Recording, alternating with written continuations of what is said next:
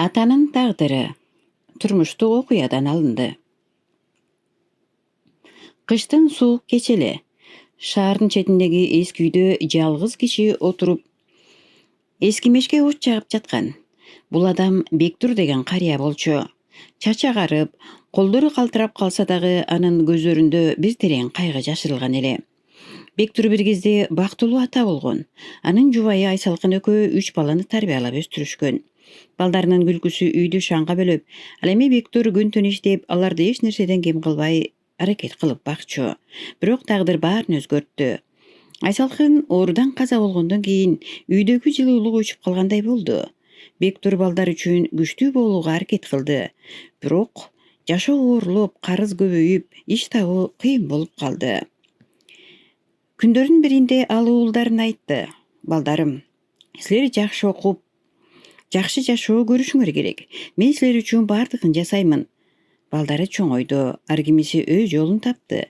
Бирөөсү чет өлкөгө кетти, экинчиси шаарга көчүп, үчүнчүсү болсо таптакыр кабарсыз болуп калды. Арадан жылдар өттү. Бектур жалгыз калды. Кээде ал эски сандыкты ачып, балдары кичинекей кезде тартылган сүрөттөрдү карап отуруп, көзүнө жаш алчу. Ушул сүрөттөрдө алар бактылуу эле. Ал эми азыр үйдө жымжырттык, тынчтык гана.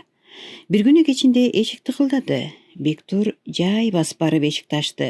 Босогодо жаш жигит туруптур. Көздөрү тааныш. "Ата", деди жигит акырын.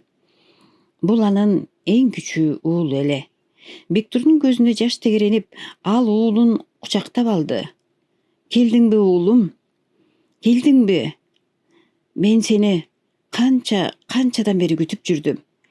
Ошол кечте үй кайрадан жылый баштагандай болду. Мечтеги от гана эмес, атанын жүрөгүндөгү үмүт дагы кайра жанды. Жигит атасына: "Ата, кечир мени. Мен ушунча кечиктим. Мен сизди жалгыз калтырдым. Эми мындан ары ар дайым сиз менен болом", деди. Бектур жай гана жылмайды. "Балам, ата үчүн эң чоң байлык баласынын амандыгы." Тышта кар жаап жатты, бирок бул үйдө эми суук жок эле. Анткени бул жерде атанын сүйүүсү кайра жанданган болчу.